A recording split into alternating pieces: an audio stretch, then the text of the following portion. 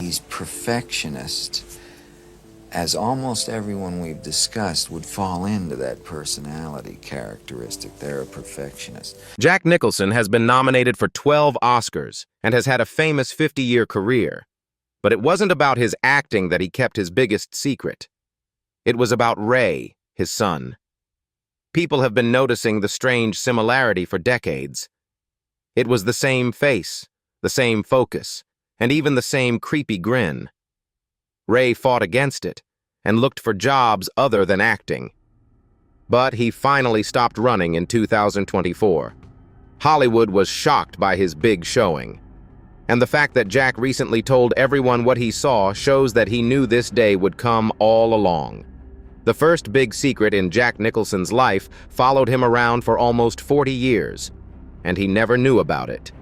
He was born in Neptune, New Jersey on April 20th, 1937, into what seemed like a normal family. But the truth was hidden behind well-thought-out lies. As a child, he thought that Ethel Mae Nicholson was his mother and June Nicholson was his bigger sister who had moved out to follow her dreams of becoming a movie star. Even his Aunt Lorraine was shown to be a sister. All of the neighbors and friends played along. In the big family, no one ever spoke up. Before he was born, the plan was already made. While June was away from Neptune, she gave birth to him in New York City. This way, no one back home would find out the truth. For 37 years, they agreed to not say anything. June was only 17 years old when she played the trick. She had left Neptune for New York and found work as an Earl Carroll dancer there. At the time, it was a glamorous job for any young woman. After that, though, she got pregnant. The father was a married man named Don, who used to be the boyfriend and would later claim to be the father. When June said she wasn't sure who the father was, the situation got worse. Being a single mother in 1937 was a social disaster. It could end jobs, ruin reputations, and even ruin whole futures. June felt bad about what she had done, so she gave up her baby and decided to live with him as his sister for the rest of her life. That secret was kept from everyone until 1974. He was 37 years old and had just finished Chinatown. He had been in 15 movies in just a few years, so he was feeling great. Every part of his life was being checked for accuracy by Time magazine as they worked on a big cover story about him. As they worked, researchers found strange holes in the records. They told Nicholson something crazy when they called him. He thought the man who looked like his father might still be alive. His real grandma was Ethel Mae, and his real mother was June. The find happened right before the movie Chinatown came out, which is about troubling family secrets. It was almost too funny to be true. He called his Uncle Shorty the first time he heard about it and said, "Someone called me and said my father is still alive and that June was my mother, not Ethel Mae." I've never heard anything so crazy. Shorty first said it wasn't true, but then he changed his mind. June Mae and Ethel Mae had already died by that time. He would never be able to ask them why they did it. Nicholson's job in Hollywood began in 1955 as a mail clerk in MGM's animation department, a long time before this. He worked for the people who made Tom and Jerry, William Hanna and Joseph Barbera. He was even given the chance to work as an artist, but he turned it down. Instead, he got his first audition through a lucky break in the mailroom.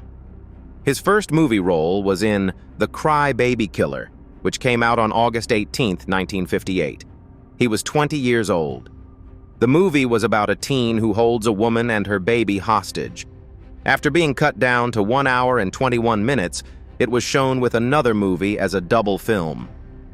It didn't do well at the box office and was thought to be lost for decades until it was found on DVD in 2006. While making The Terror with Boris Karloff in 1963, Nicholson almost drowned. He was in a heavy military outfit for a scene in the ocean when the weight of it pulled him down. At first, the movie was only shot for 2 days using old sets, but it went on for 9 months and had 5 different directors. Part of the reason it became a cult favorite is that it was made in a very disorganized way. Nicholson met actress Sandra Knight on that same bad set. They got married in 1962, and in 1963 had a girl named Jennifer. He had only one marriage in his whole life, going on until 1968. In those years, there were a lot of low-budget horror movies, and it was hard to find steady performing work. In 1967, he started writing too. He wrote the story for the psychedelic movie The Trip, which made him a lot of money. He helped write Head for the Monkeys the following year. These jobs kept him busy until 1969, when he got his big break in Easy Rider. He never looked back after that. In early 1968, Dennis Hopper, Peter Fonda, and Rip Torn were all sitting across from each other in a New York hotel. They talked about a fresh movie. Torn was the only person who could play George Hansen, a drunk lawyer. But sometime during the small talk and drinks, Hopper went on a rant about rednecks he had seen while looking for film spots in the South. Torn, who was proud to be from Texas, didn't take it lightly. The air became tense. The words got stronger. It got louder. A steak knife was then taken by Hopper. It was bad, but no one was hurt. That night, Torn quit the project. Horowitz told Jay Leno in 1994 that Torn was the one who pulled the knife. Torn was very angry. Hopper was charged with a crime, but he went to court, won, and cleared his name. But his loss, Jack Nicholson won the game. Now that Torn was gone, Nicholson took over. His life would change because of the part. Nicholson gave George Hansen a loud, squeaky Texas drawl that made him stand out. His picture of himself drinking and laughing in a football helmet stole the movie from its stars. When the Academy revealed that he was up for Best Supporting Actor, he was 32 years old. Even though it only cost $360,000 to make, the movie was at the Oscars. Nicholson was no longer just another guy who showed up in cheap movies. Suddenly, Hollywood had to pay attention to him. The movie Easy Rider came out on July 14, 1969, and it was more than just a movie. It was like a mirror for a generation that was restless. A lot of young Americans are breaking away from custom, from the Vietnam War, and from following the rules. George Hansen, played by Nicholson, was the link between the proper world and the underground. A man who knew both, but didn't really fit into either. Music, dress, and ways of life all changed because of the movie. It was the start of a new age in Hollywood, where small, risky projects could compete with big studio movies. And Nicholson's name was now linked to that revolt. He had been stuck in small roles on TV and in Roger Corman B movies before this, sometimes for just a few $100s. In one summer, Easy Rider changed that. Around the world, the movie made $60 million, with $41.7 million just in the US. Nicholson's pay went up to 6 figures. He told his agent, "Your name becomes a brand," that he wanted to play strange parts now. You can play 31 different parts as Campbell's Soup. Some people said he looked like James Dean and Marlon Brando. Nicholson didn't just write like it was easy. After they shot it, he helped edit it. There were 80 hours of raw footage that Dennis Hopper needed to be turned into a story. Together with editor Henry Jaglom, Nicholson worked on the parts that came after his character did. It was very rare for a supporting character to be this involved. It let Nicholson see how movies are made from the inside, which would help him in the years to come. In 1970, 5 easy pieces came next. Nicholson played Robert Dupia, a former musician who was hiding among oil workers because he couldn't find a place to live. It hit close to home for him. Some reviewers said it was a big step forward for male roles. Men on screen rarely showed this much feeling. The movie was nominated for 4 Oscars, and Nicholson was nominated for Best Actor. One scene became well known. In a diner, Dupia orders toast by making a bunch of silly changes, which is based on a real fight Nicholson had at a restaurant on the Sunset Strip years before. Carnal Knowledge, Mike Nichols' brave and honest look at sex, came out in 1971. Anger and Getting Older. Over 25 years, Nicholson played Jonathan, who went from being a cocky college student to an angry, helpless old man. For its time, the language was very bad. It was thought to be one of his 3 best roles. Nixon played Billy Badass Badowski in The Last Detail, which came out in 1973. A lifer in the Navy taking a young sailor to jail for stealing $40 from a charity box. Taking inflation into account, that was about $277. Nicholson made the character funny, defiant, and kind, which earned him his 3rd straight Oscar nod. In 1974, Chinatown came out, and it was a gem. Nick Nicholson played Jake Gittis, a private eye, discovering a web of corruption and family secrets. 11 Oscars were given to the movie. There were fireworks on the set. Nicholson, who is a huge Lakers fan, once made the whole crew wait for more than an hour because a game went into extra time. He stormed into his trailer, grabbed the TV, and threw it out because he didn't care about hoops. Still, the stress seemed to make the movie more interesting. Chinatown is still one of the best movies made in the new Hollywood age. He didn't just act like Randall McMurphy, Jack Nicholson. He lived him. He went to a real mental hospital and stayed long enough to feel the walls close in on him to get ready. He got very close to his patients and watched how they talked, ticked, and moved when no one was looking. He heard the ward's small sounds at night and its heavy quiet in the morning.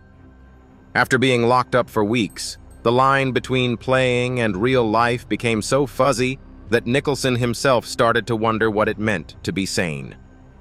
The crew saw that he didn't always leave McMurphy behind when the cameras stopped rolling. That unpredictability stuck with him even during breaks, like a character had moved in and locked the door. The risk had paid off by March 29, 1976. Nicholson won his first Oscar for Best Actor at the 48th Academy Awards. He had been nominated 4 times before. He smiled and said, "I guess this proves there are just as many nuts in the Academy as anywhere else." He stood on stage for less than a minute. It was a classic Murphy moment. Rude, short, and unforgettably funny. In the Best Actor category, he beat some of the best actors the category had ever seen, solidifying his place among the greats.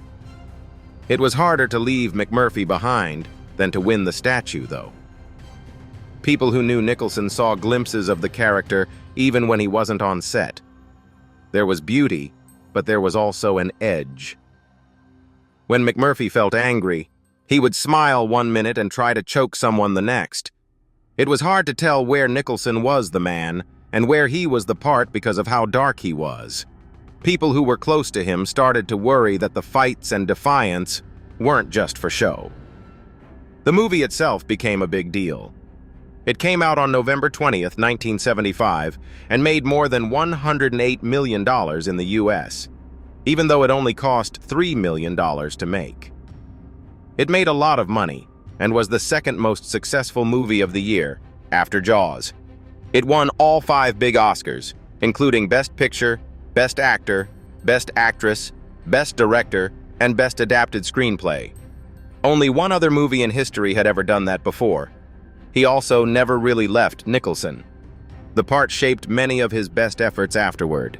Some Good Men's Shining, Sharp Resistance, and even Melvin Udall's rough edges in As Good as It Gets showed bits of McMurphy and Jack Torrance's Crazy. He turned into the most enticing rebel on screen, the guy who could make you feel good while breaking down walls.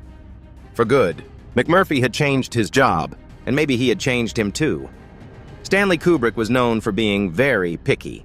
It turned into something the cast and crew of The Shining would never forget on the set. Some say that the scene where Jack Nicholson cuts through the bathroom door was filmed more than 400 times. The truth is a little different, but it's still very extreme. It took 3 days to film that scene and broke 60 real doors. Kubrick wanted to be great. Nicholson had to be completely crazy for hours at a time. The director didn't give up because he had one question in mind. What can we do that has never been done before that is better? It wasn't just one time. Kubrick even did more takes of a scene than anyone else in history.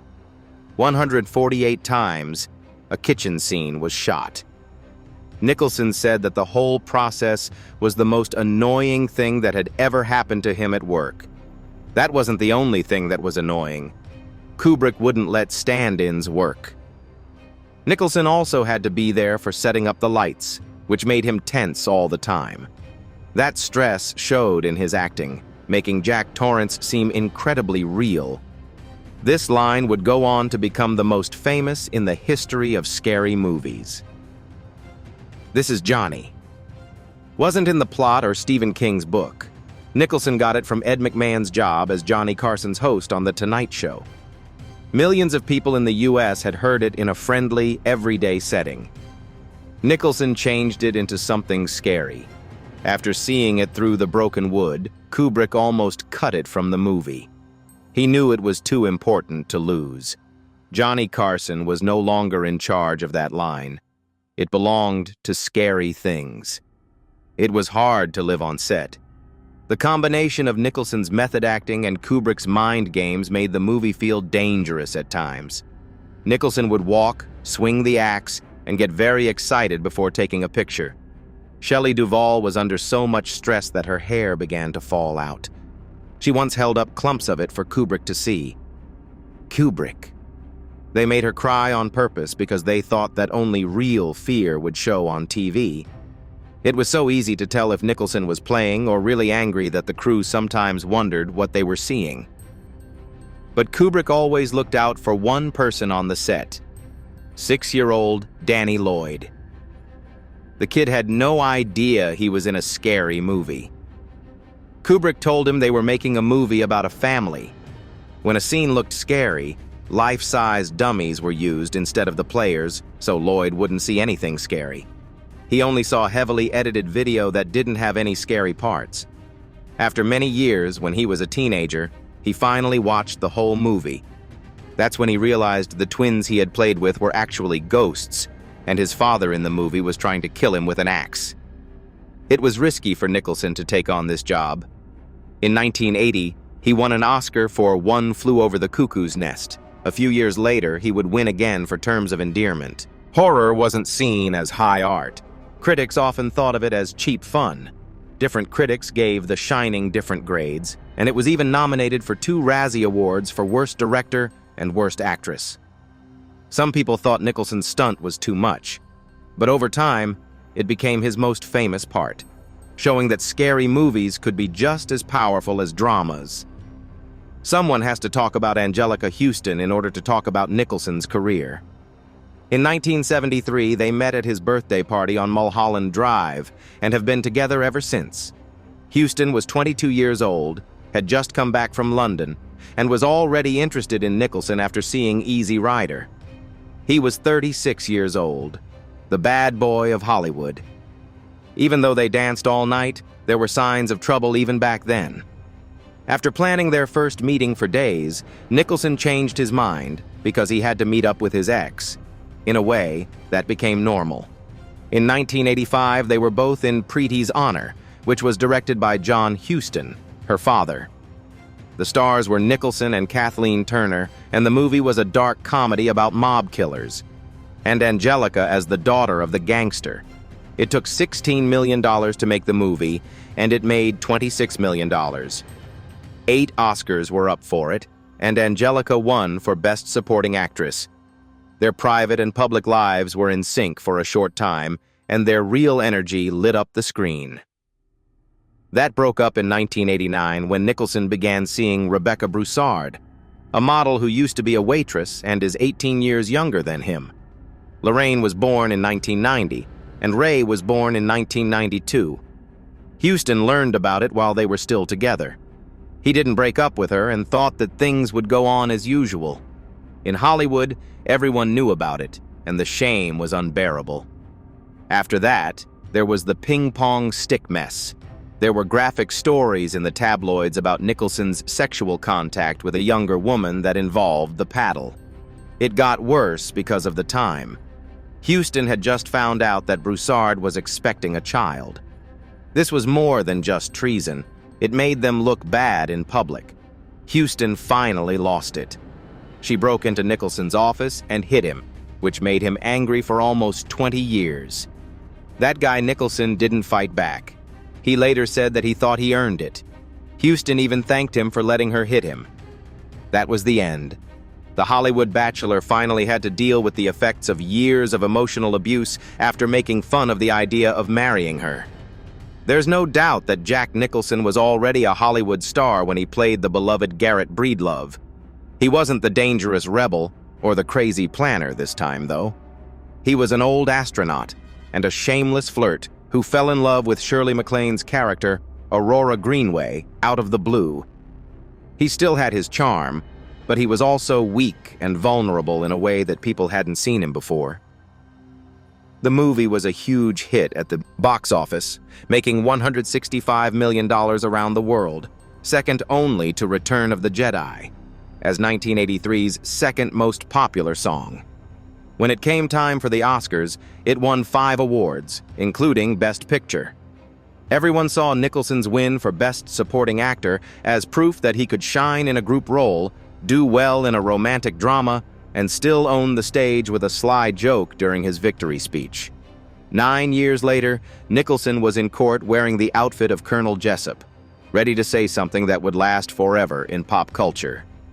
He didn't just yell, "You can't handle the truth," in A Few Good Men. He set it off. Rob Reiner, who directed it, shot it from every angle. The way Nicholson spoke, on the other hand, made every scene electric. The movie got good reviews and did well at the box office, which earned him his 11th Oscar nod. That one time. It spread to everyday talks, comedy sketches, and memes, making it bigger than the movie itself. It wasn't just a line. It was an important part of history. Some people began to wonder in 1997 if Nicholson could still carry a movie by himself. The band, As Good as It Gets, replied with a snarl and a smile. Nicholson made people hate him as Melvin Udall, a brilliant but angry writer with obsessive-compulsive disorder, feel sorry for him and love him at the same time. He won his 3rd Oscar for the role, and Helen Hunt won her 1st. This was the last movie to win both major acting awards at the same ceremony. It made more than $314 million around the world on a $50 million budget. At 60, Nicholson wasn't getting weaker. He was showing that he could still change into someone amazing. It was Batman in 1989 after that. It wasn't just a hit that Nicholson played the Joker. The history books got paid for it. He made a deal instead of taking a flat fee of $10 million, paying $6 million up front and getting a cut of the movie's box office and product sales. The movie made $401 million around the world, and the toys were huge hits. He made about $90 million when everything was over, about $194 million today. He was even given extras like daily breaks for fun, tickets to Lakers games, and set shot times. It wasn't just a part, it was a lesson in how to make deals in Hollywood. The Bucket List paired Nicholson with Morgan Freeman in 2007. The show was about 2 guys racing to do their last adventures before they die. It touched me. Making more than $175 million on a price of $45 million. The word bucket list comes from Justin Zakum, who wrote the movie. Nicholson felt like the part was a quiet goodbye, but no one else did at the time. He made another movie in 2010, but it was terrible. It only made $48.7 million around the world, even though it cost $120 million to make. It got bad reviews, and they lost a huge amount of money, up to $140 million. It would be his last movie. After 3 years, there were whispers. Reports said Nicholson had quit acting because he couldn't remember his lines. His friends denied it, but the fact that he wasn't in Hollywood only made the stories stronger. Roles came and went, but Nicholson didn't show up. He told Vanity Fair that he just didn't want to play again. These days, the only time you can see him is at Lakers games. He used to never miss a season there. After going away for almost 2 years, he came back for a playoff game in 2023 with sunglasses on and a fixed smile. He was known as the Lakers' lucky charm by fans. And in 2023, there was one more cloud over his fame.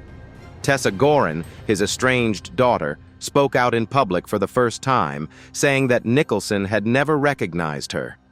She said that her life was like Orphan Annie, because her father was both very popular and not at all present when she was growing up. It was a tragic end for a man who gave so much to movies. It showed that even giants leave unfinished stories. Nicholson's place in Oscar history isn't just based on his wins. It's about how hard it is to stay that good for that long. 12 are nominated. That's more than any other male star has ever won in the history of the Oscars. From 1970 to 2003, he was in office for 33 years. It gets even stranger from here. He and Michael Caine are the only actors who have been nominated for an award in every decade, from the 1960s to the 2000s. Even more amazing is how different each of Nicholson's Oscar wins was. He shocked everyone in 1976 with One Flew Over the Cuckoo's Nest. When it came to love, he won and lost hearts in 1984. By 1998, he was back to being himself with As Good as It Gets. He showed 4 very different sides of himself in 4 different decades. His number is still on Guinness World Records. There were 4 nominations for Best Supporting Actor, number 8 for Best Talent. All of this happened in that amazing time frame from 1970 to 2003. He was finally nominated at age 65. Proof that he never had to follow Hollywood's age rules. Ray Nicholson is the next one. His rise isn't just due to his skills. It's about a very strange thing. People are scared because he looks so much like his father. Ray was born in February 1992 to actress Rebecca Broussard. He used to not want to be an actor. He wished to go to space. He later thought about running a sports team. He stayed away from the business that made his family name famous for many years. With Smile 2, everything changed in 2024. The performance was good, but there was one thing that made people jump with fear: the smile. Jack had made movie history with that same crazy, scary grin in The Shining in 1980. It showed up on huge signs again, but this time it was on his son's face. Ray said that event changed everything for him. He told himself that he didn't need to hide any longer. He could play a part and still be his dad's son. Fans saw that there were a lot of side-by-side images on social media. Some people thought it was an upsetting honor. Ray himself says that his dad is his hero. He remembers having dinner with him every night and learning from him by watching. That's how he learned how to be a person, in his own words. Jack, on the other hand, has always been proud of his kid. He told a magazine in 2008 that Ray might want to keep things to himself. No one could talk him out of it, though, once he made up his mind. No matter what other people thought, he would stick with it and get things done. Because of this, a Hollywood story seems almost supernatural. There was one man who ran the Oscars for many years. Another person whose face, mannerisms, and even madness are shown on TV. Not because he has to or because of a casting call, but because it's in his blood.